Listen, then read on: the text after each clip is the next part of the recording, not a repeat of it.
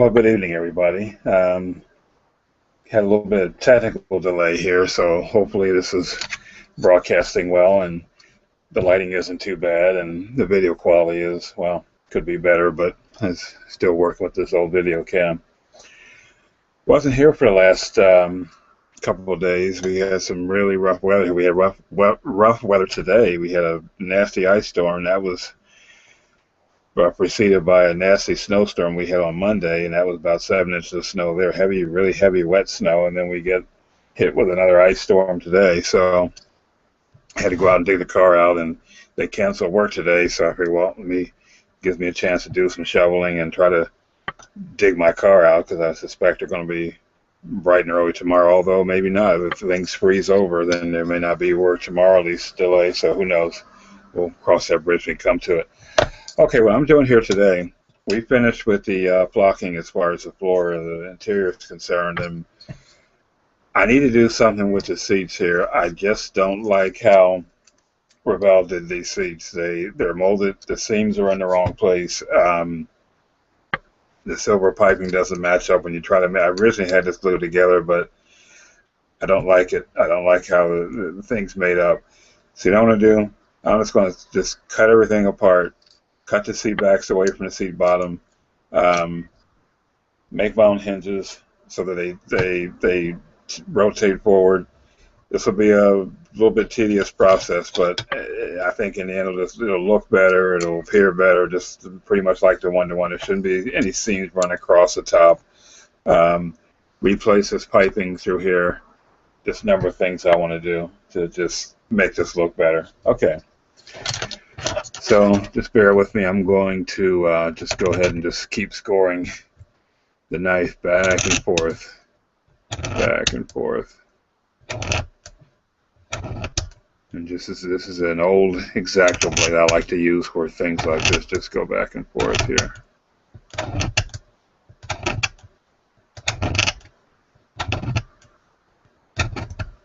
And every so often I'll give it a little tweak to see if it'll work itself loose, but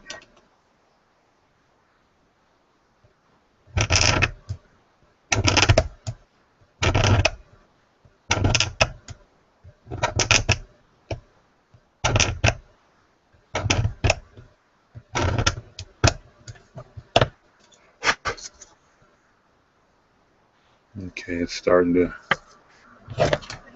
work itself loose.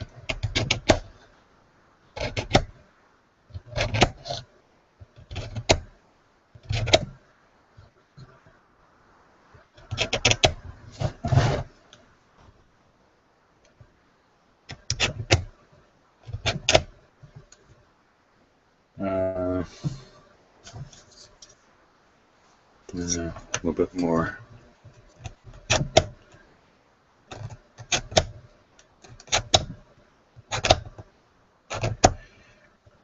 I like doing this as opposed to using a cutting wheel because you really lose a lot of material, and if I can lose as little material as possible, except when I'm slicing away here, the better, less I have to add later on.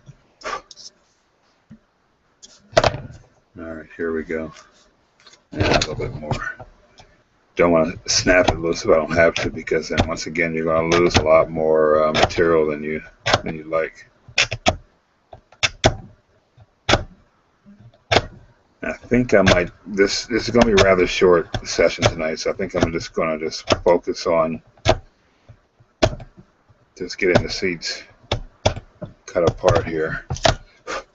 And sometime behind the scenes when I'm not on camera, I do some work, but matter of fact, what I'm going to be doing is a little bit something different. I'm going to be taking pictures as I go along, so from time to time you'll see me turn around and snap some pictures in the my little paint booth here, and that's for my Fotkey site. For those who you don't see this very well because of video quality or whatever, and the way I'm working, I can't always face the camera when I'm doing a particular procedure. So I'll snap some photos, and then of course they'll eventually go up on my Fotkey site. Matter of fact, that's embedded in when you go to my channel page. Okay, here we go. That's working itself loose now. You'll see the link there for the 59 Impala. I have a Botke page where I have all kind of pictures posted and things I've done over the months, step by step. This is originally started actually sometime in the middle of 2012. I don't remember. I think it was 2012. I know it's been a while. I just didn't. All that was going on last year. I didn't work on it for quite a while, but really, really like to get it finished now. Okay.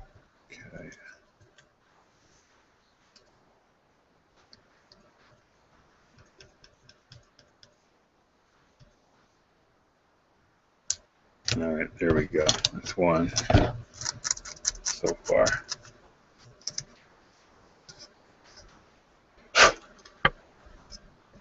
And I don't know what side is what from the way the pattern's supposed to go as far as that. I'm gonna eventually.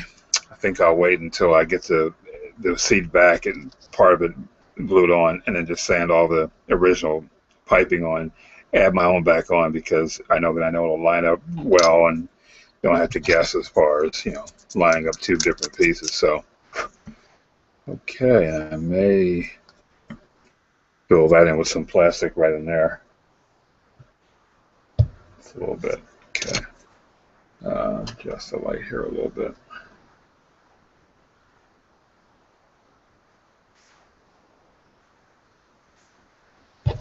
Okay, focus a little bit more.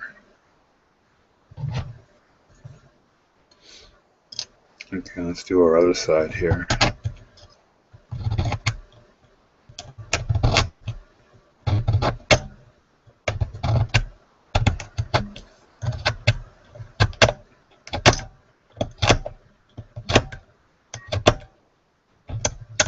Might do a little bit of soldering. I have to solder some kind of retainer hinge that would go in the middle part of the seat here.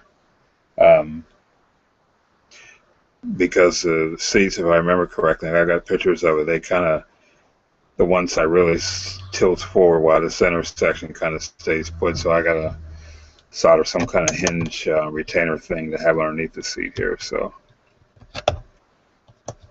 see how that goes.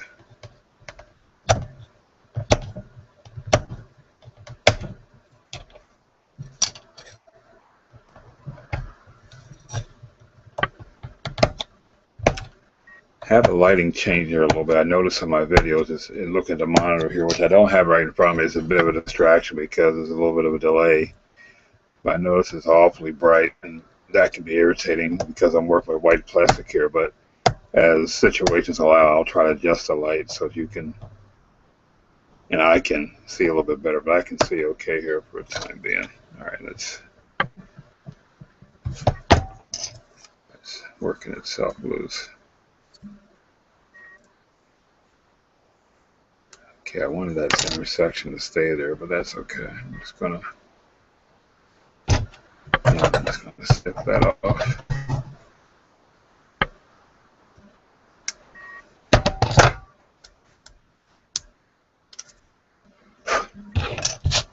I'll just get rid of some of the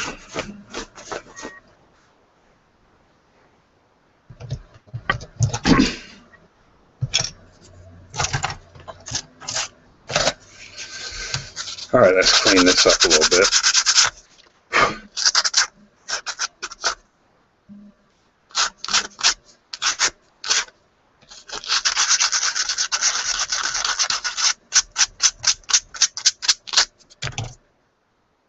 And I'm just studying this a little bit. I'm not gonna level it out, because in a real seat, when you look at a car seat, they kind of curve down a little bit. They kind of have like a little arch on the seat bottom, and the same thing for the seat back. It kind of curves, the bottom of it kind of curves inward. So I'm just going to try to sand some of this down, smooth it out where I cut that away, and kind of give a little smoother transition there. Okay, set those aside there for a second, and just use some of the sandpaper here. In fact, let me get my zero and a little poster on this.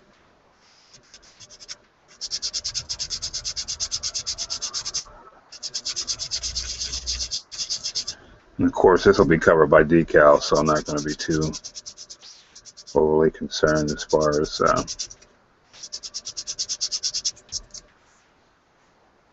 how neat it's going to be and so forth, but just to get rid of some of the harsh where I sanded it or cut away there. And let's take care of that there. Soften that up a little bit.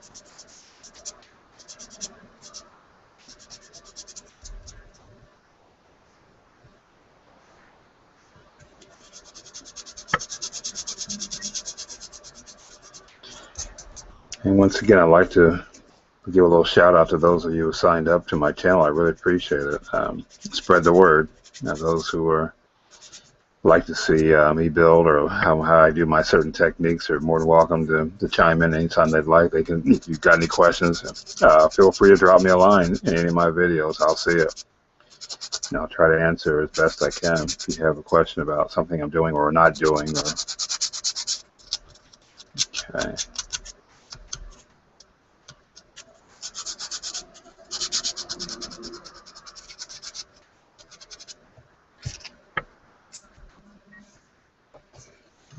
One caveat when you're doing something like this is you want to try to keep your sides symmetrical. You don't want to sand away too much on one side and not the other, and then vice versa. Just try to keep everything more of a judgment call, an eyeball thing. It's not something you can always measure. You just have to see it and just do it.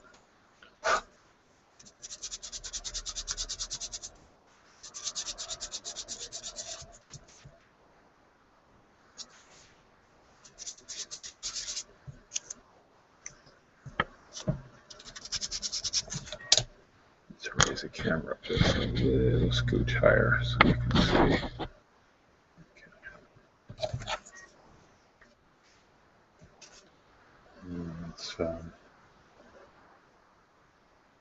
That's on the, got something on the,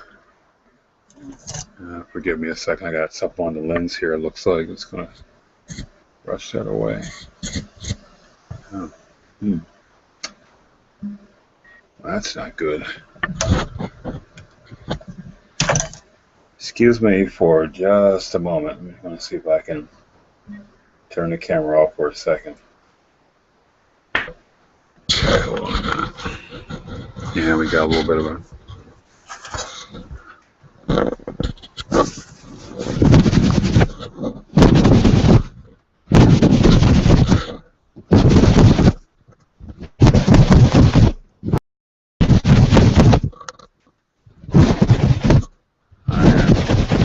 So we're doing is I'm trying to wipe off the camera lens. Then when I was doing something the other day and some kind of spot got on it, I'm going to get rid of that. I think it came from when I was doing the flocking and trying to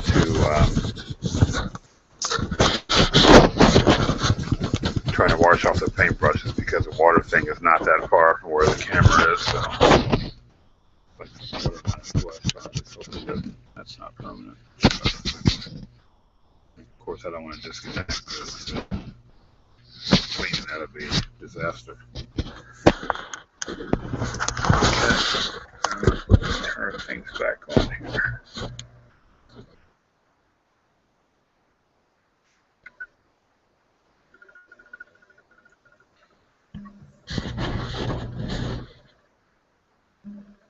Okay, looks like it's gone. That's good. Okay.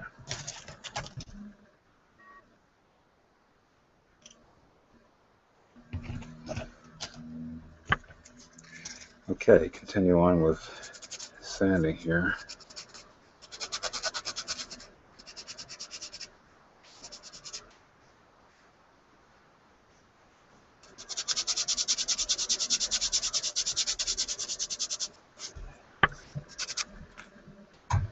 Just going to adjust the light here just a little bit.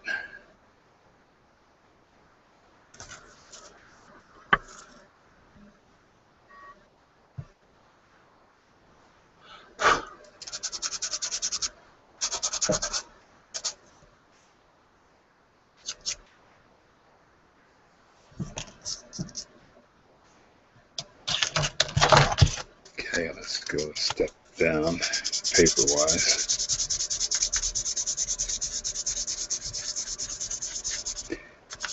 When I'm sanding things, I usually like to start off for like body work or interior work, things like that. Start off with a 220 grit, work down to a 400, or I should say work up to a 400, and then pretty much with a 600. That's pretty much where I'll stop for basic body work and such as I'm doing here. This is a 400 grit here I'm working with. Seats, I don't get too concerned with getting overly smooth because whether you're dealing with leather or vinyl or suede or what have you, there is always a little bit of a texture, a little bit of a roughness, so they don't have to be. Seats should never be shiny glass smooth. That's never correct for a seat. Oh, you know what? I want to sand away some of this. Well, it's debating whether I should sand away some of this piping here. Get rid of some of that.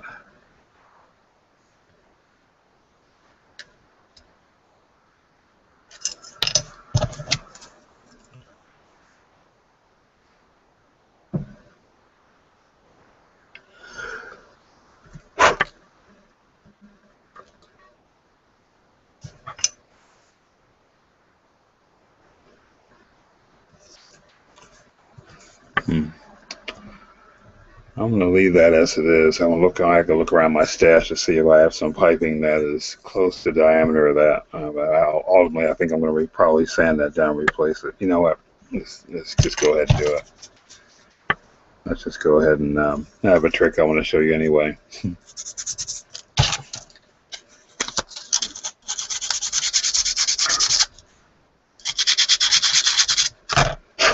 I need some new sandpaper. Let's see. Put that brush away.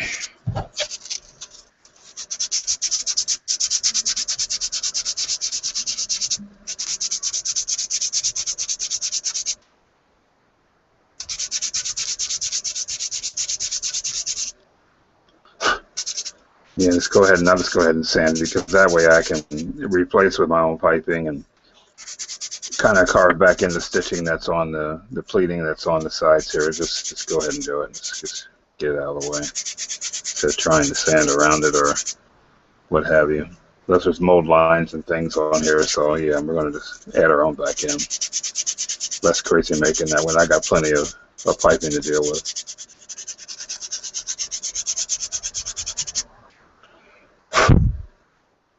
Rather, I should say plenty of plastic stock to replace the piping.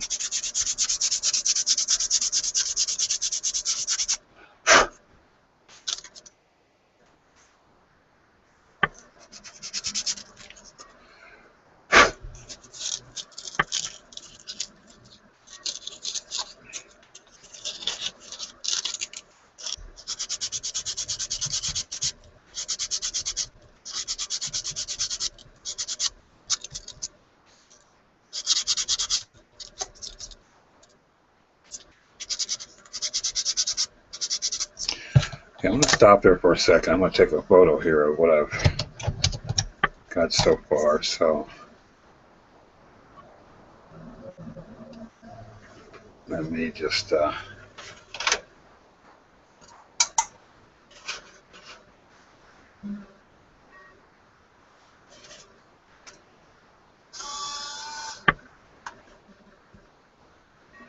a picture of this here.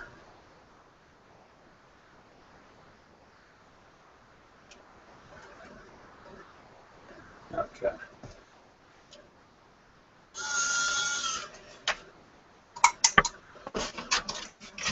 Okay, trusty old digital camera. I've had that camera probably 10 years now, and it's held up pretty good. It's old Olympus D540 zoom.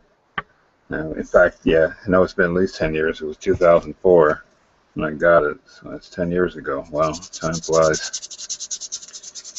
Still does pretty good. I ruined the original video card, actually a newer video card I had. It took a lot more pictures than it did. I made the mistake of not ejecting it properly when I put the picture card in my laptop, and it wiped out everything, including the ability to take any more pictures, so I had to go back to the original video card that came with it. So unfortunately, I have to. It only take. I like really good large file pictures because to me, big equals good as far as pictures are concerned. Um, but of course, that sucks up a lot of file space in the camera, so I got to delete pictures and/or have them copied somewhere. Once it gets fills up pretty fast with the larger file size. Okay, I'm just going to smooth things out here just a little bit.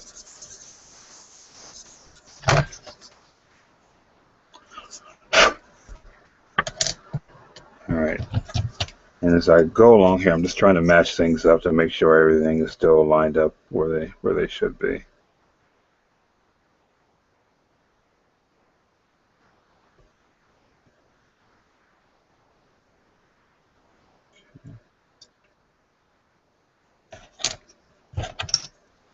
Okay, I got some mold lines on the sides here. Let me get rid of those.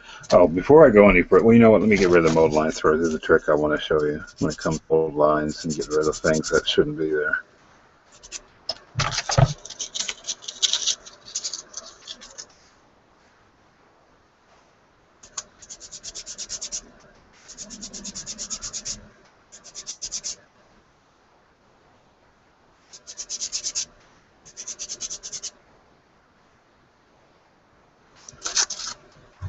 Just like this a little bit more. I'm just trying to make it so it's not quite so, exposure isn't quite so bright.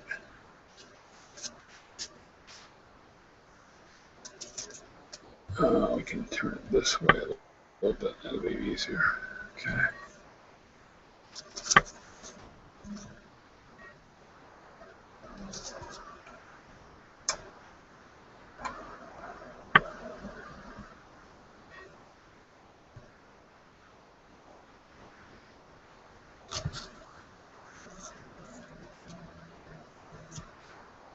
Get our focus back in better. Turn this a little bit.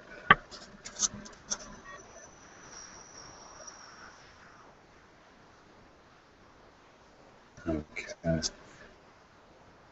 Forgive the pause here. I'm trying to get the camera to focus and zoom in a little better on what I'm doing.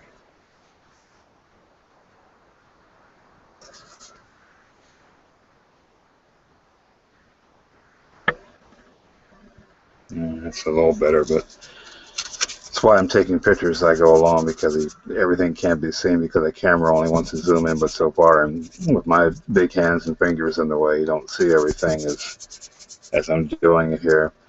I'm just trying to get rid of the mold line on the side here, particularly that little pesky mold line. And I think I'm going to, you know what, this has a semblance of piping around. I'm just going to just add to that, so I'm not going to really get into trying to smooth the seam out, but it should have piping, visible piping around it. I think this really adds some nice detail to the seats and so forth when you take the time to add piping and stitching and things like that, you know, as best you can.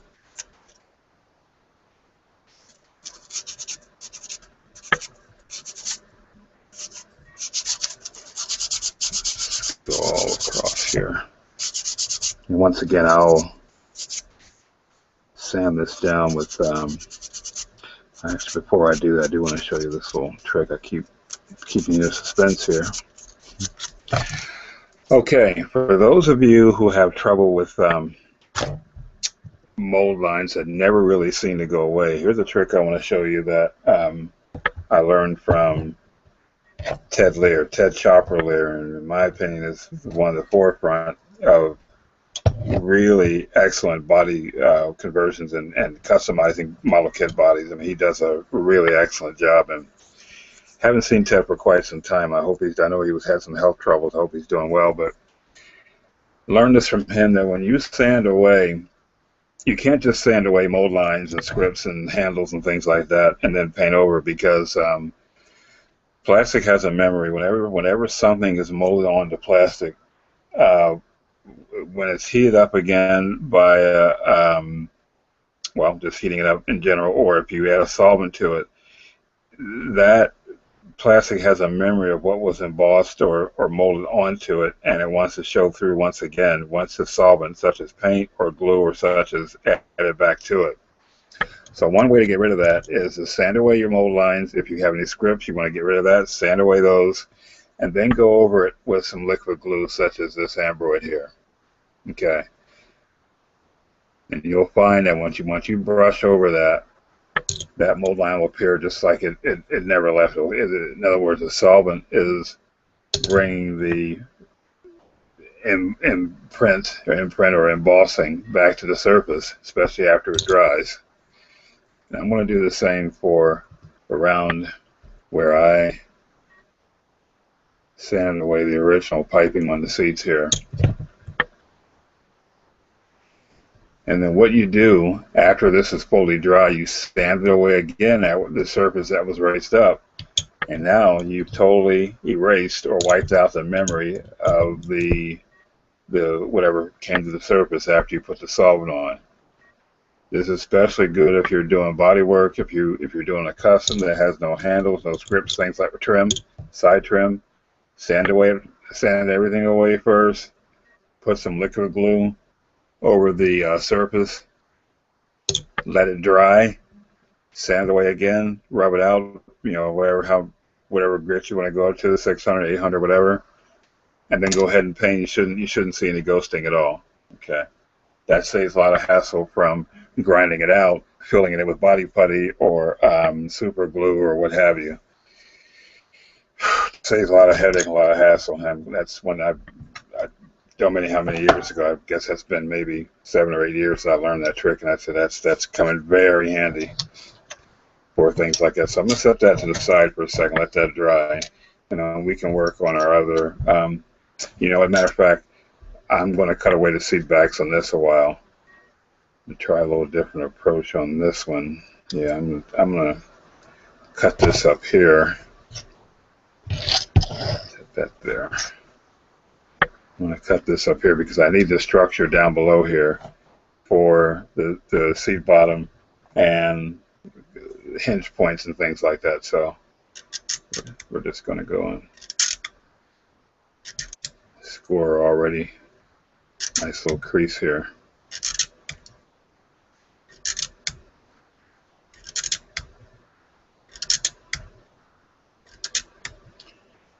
And I'm keeping an eye on the time. Like I said, I'm only going to be on not as long as usual tonight. And like I said, I might be doing some things behind the scenes. And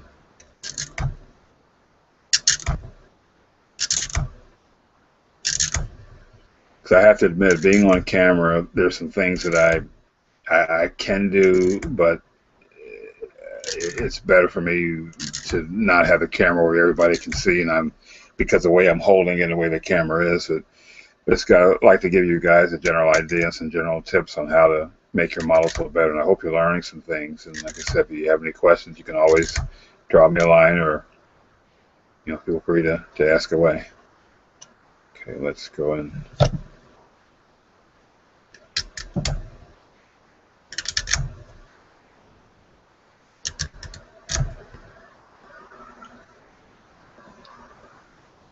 Wish that exposure wasn't so bright. Okay.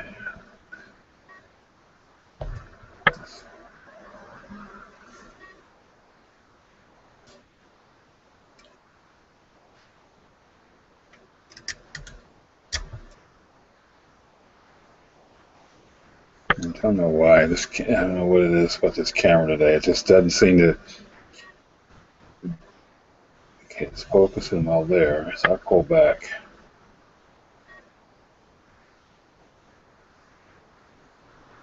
See, it should be. I'm looking at something blurry from here, and it's just not focusing as well. So I don't know what the problem is. I don't think it's my connection speed. It has nothing to do with the camera focusing, but don't know. Hold on just a second here. Let me do some adjustments here.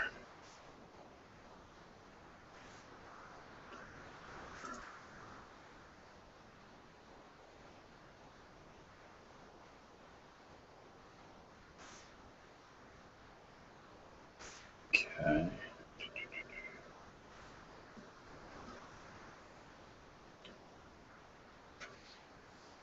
Bear with me here, folks. I'm just trying to.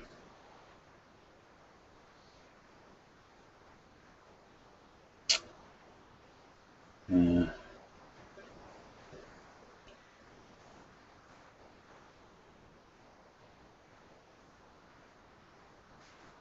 Yeah. Okay, that was nothing there.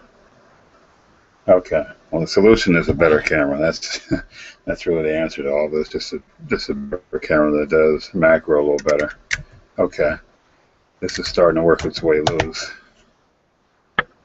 I'm gently trying to.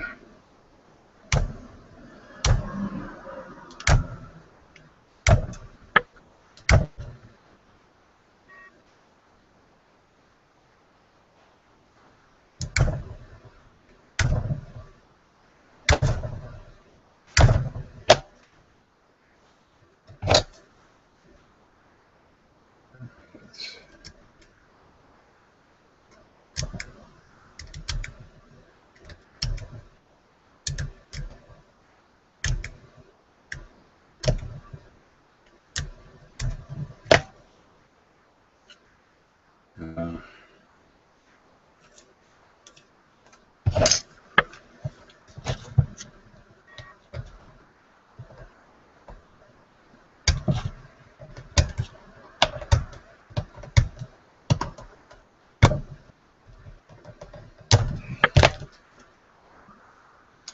there we go. Starting to come loose here.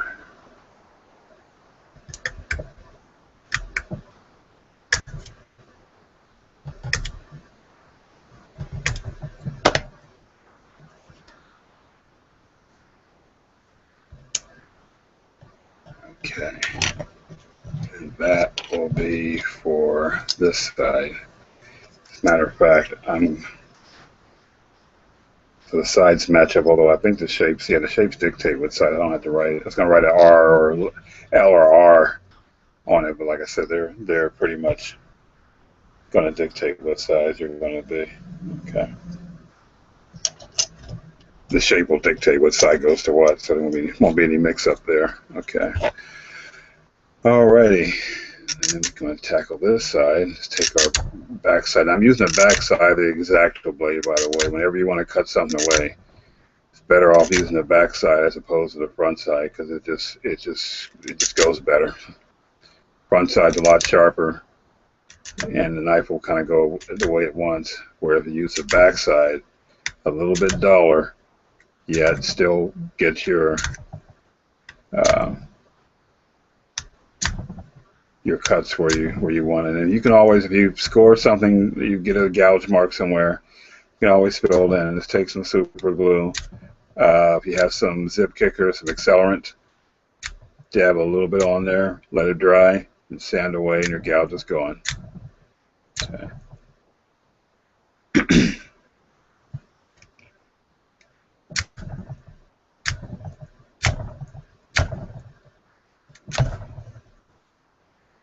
Shaking the camera here by make our light a little better.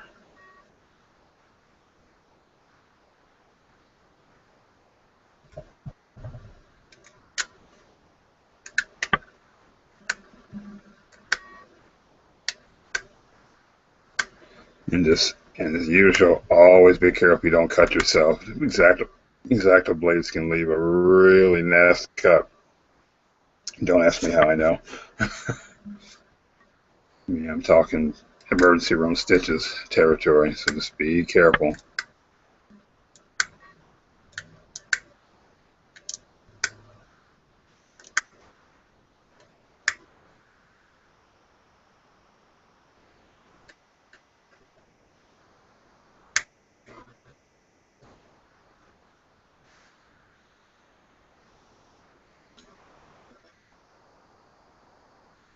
Okay.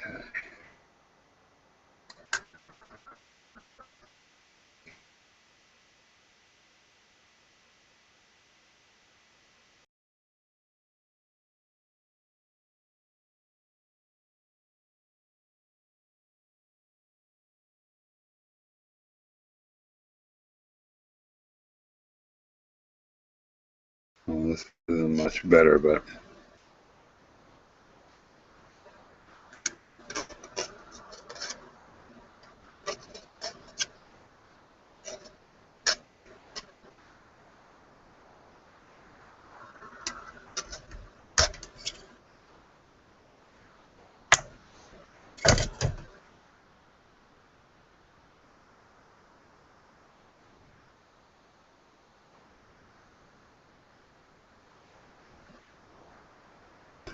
Okay.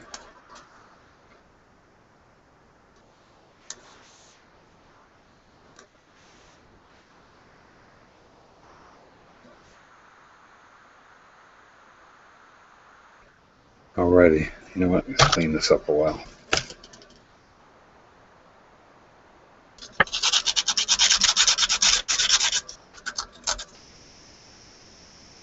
That was 180. I rather use my 220 sandpaper.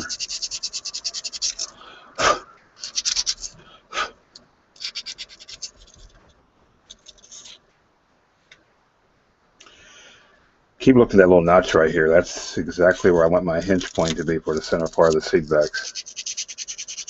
So before we go, I think I'm going to try to solder up a quick little pin, like a little cross pin or something. That would go down that little notch there. I have to just solder it. I can always size it up, and because what I needed to do, I need this to kind of come up and have a pin that goes crossways like that, and that the seats, once they're fully built, will just kind of mock this up here.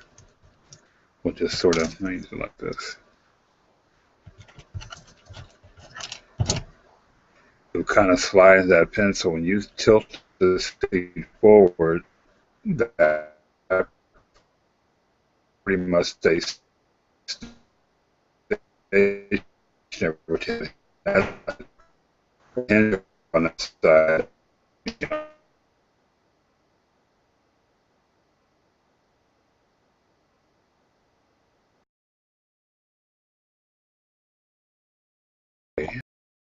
down.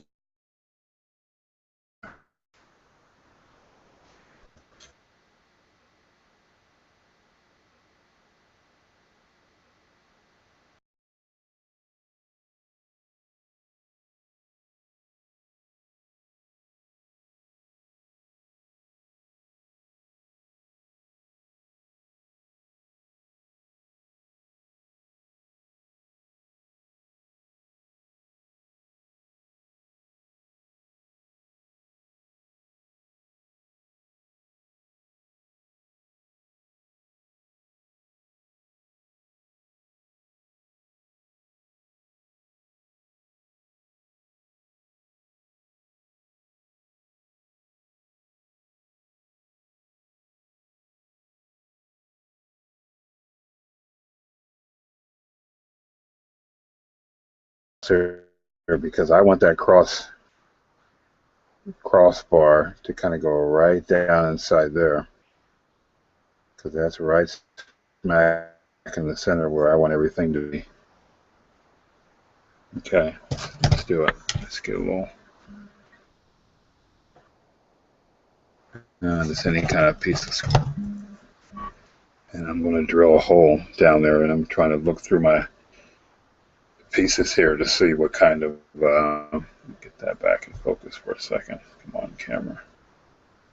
I don't know why this is so blurry. It's driving me crazy. Yeah, it's better. Okay.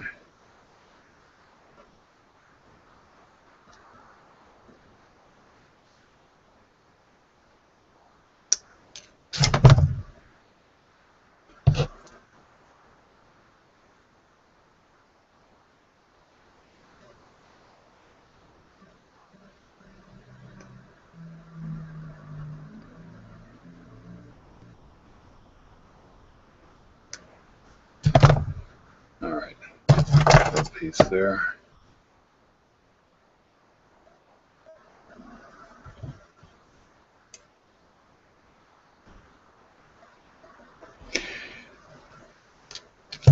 Let me get my touch and flow applicator, which is among the missing. Oh, here it is. Okay. And my embroid.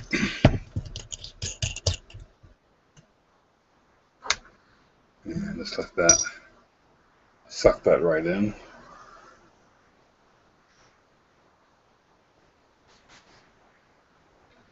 And I like to let that drop down, then get that air bubble. It didn't need quite that much, but that's all right. Okay. Let me close this back up. All right.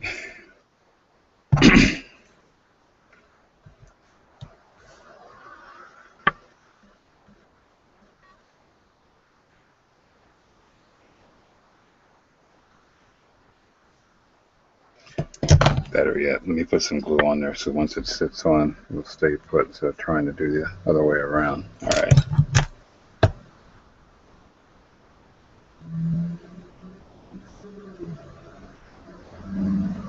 There we go.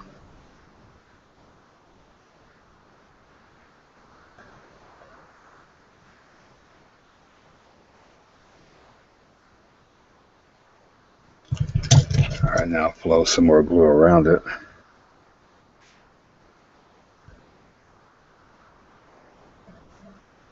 So it'll stay put. Okay. And this little area here, like I said, is going to be our little holder, or what I'm going to do is when that fully dries, I mean, it's going to sit overnight. I'm going to kind of drill down inside that, and while I'm here, find some thin strip brass or something with a pin that I can solder sideways there. So just set everything aside here. Matter of fact, let's put some of these items over here. Get them out of the way. And just bear with me a second. I need to find some brass stock here.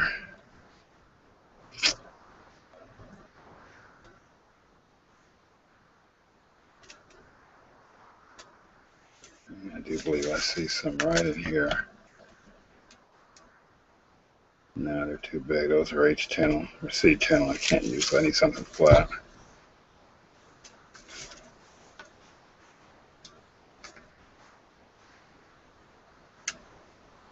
Oh, this looks like, yep, that size right there. Okay, grab my vise.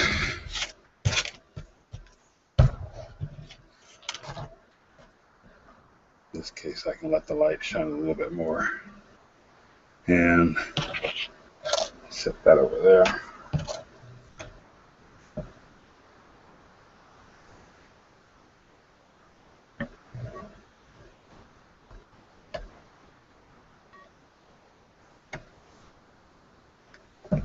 Tighten it up a little bit. Okay. And I want to cut that so it's flush there. Okay, so oh, here we are. It's mine. I need some solder, some flux.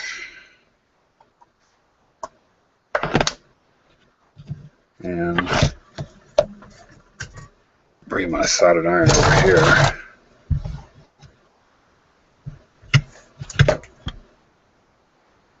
Come on, clear up a little bit.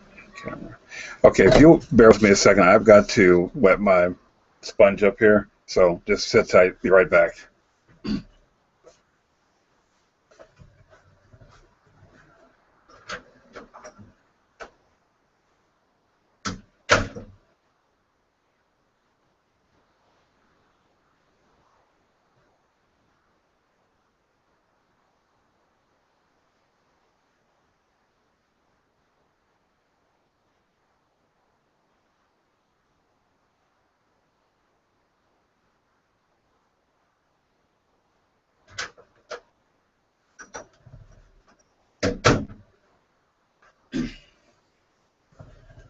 Alrighty. Just do a quick. Okay, first thing I'm going to do, let's plug this in.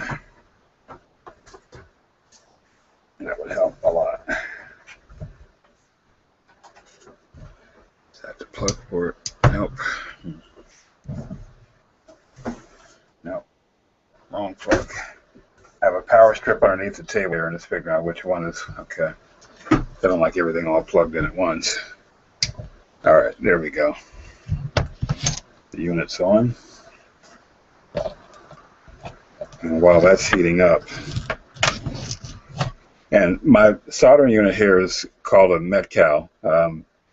Where I worked before, matter of fact, I was a soldering trainer, so I'm a little familiar with how soldering should go and so forth. I'm just wondering what should I have, a little bit bigger piece of brass and that bigger diameter. But yeah, they're very good units. They heat up very quickly. As you can see, probably you can see some of the smoke already. I just turned on a second ago, and the smoke's already starting to come on the boil there. And the solder already had on the tip.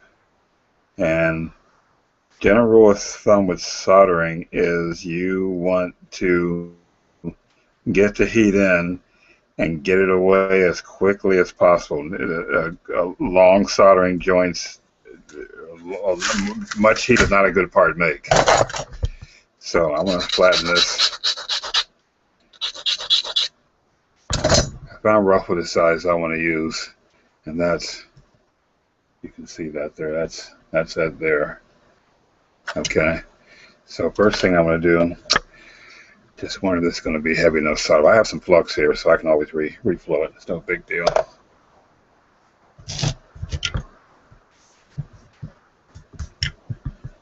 Okay.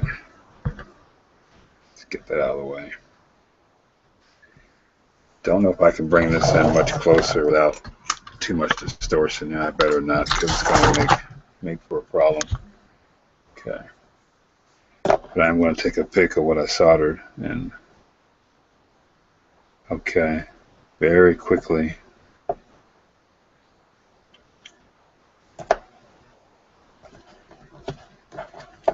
We're adding solder to the tip here.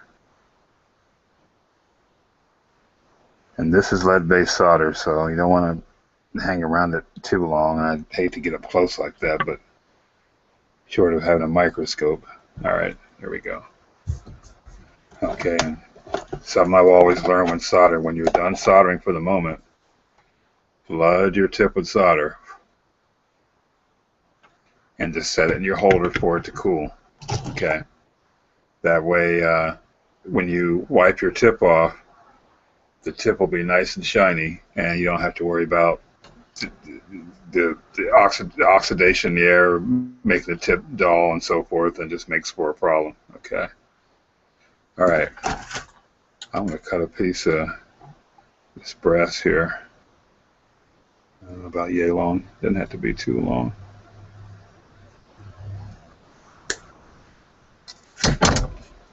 Okay. And something to hold that with. And just for a little extra cushion here, I want to put some flux on that joint.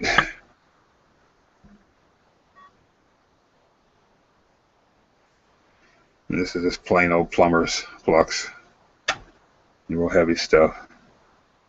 Good idea to wash any excess off after you're done. But now this is rosin core solder that's in here. This old Radio Shack solder I have here. But like I said, when you want to rework something, or retouch, reflow something, you need some heavier flux. That's good to use. Okay, I'm just going to position this like so. I'm using my left hand, and I'm somewhat ambidextrous, where I can, take my left hand and hold something, and would take my right hand and with the soldering iron and touch this back on. That's how we're going to do this here.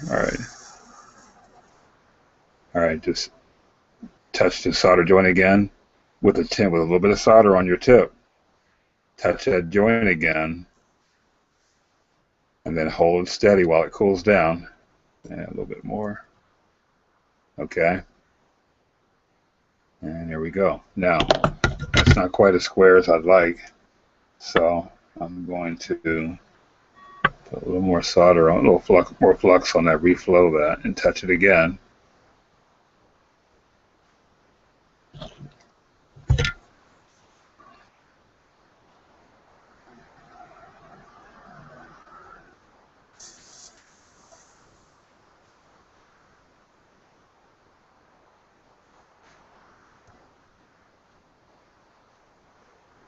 There we go.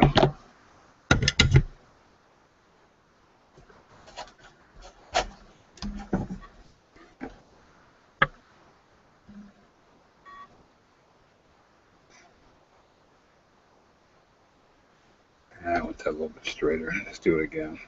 Make this out a little further. So once again, I can go ahead and let's put more flux on it. Grab onto the part. And notice I didn't wipe the tip off the tie. I still have a little bit of solder on my tip, so didn't grab that well enough.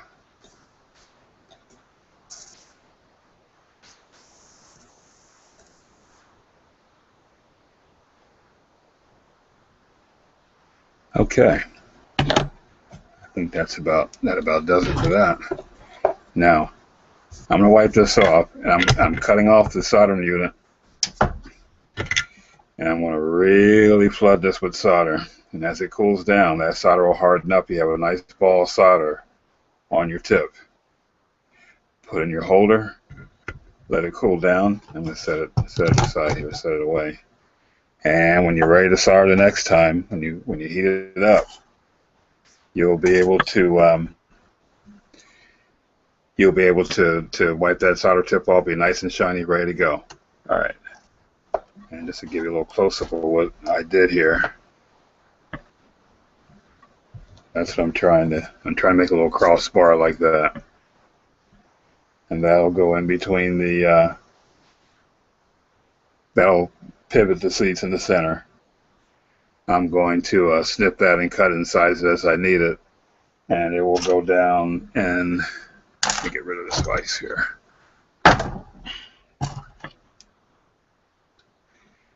It will go pretty much in like that.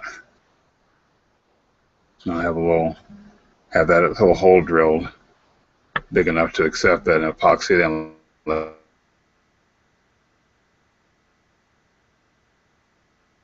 Harden up, and I can build 2 more hinge points on this structure here, one there, and that's what moves the seat to the side, back and forth, so that we can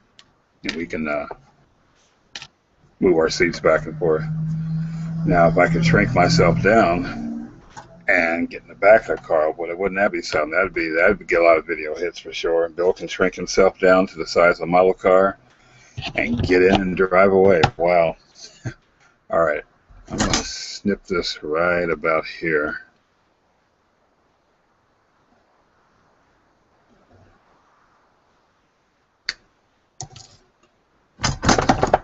That's plenty of leeway to move that back and forth in there. Okay, right in there. All right, let's put our flux away. Let's throw away our toothpick.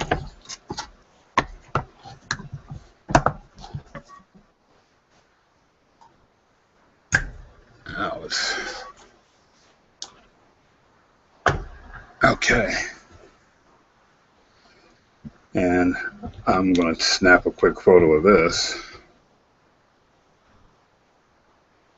So later on, I'll post that to Foskey with the description. And all my photos, I try to edit, put a little description on there. So.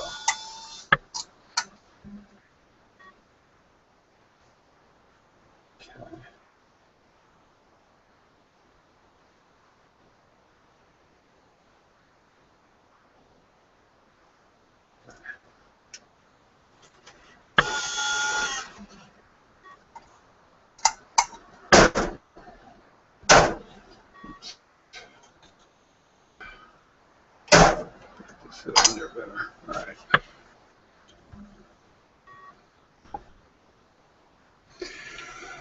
Okay.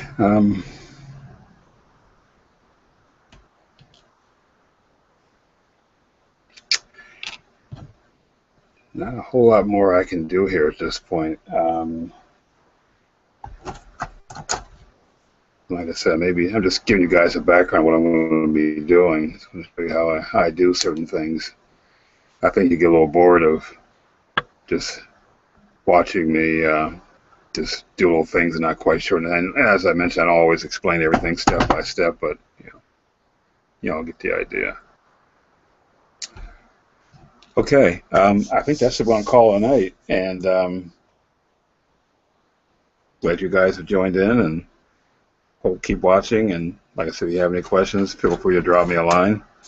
Ask away. I'll try to answer as best I can. And you all have a good night. And if you're out there where the storms are heading your way, stay safe, because well, it's been rough. They're talking about another big storm here in the Mideast, or in the Mideast. Oh, boy, I wish I was in the Middle East. Wouldn't have so much snow. Um, in the Mid-Atlantic here, Sunday night and a Monday. So we'll see how that turns out. Fun, fun, fun. Take care, and see you guys soon. See you again. Bye-bye now.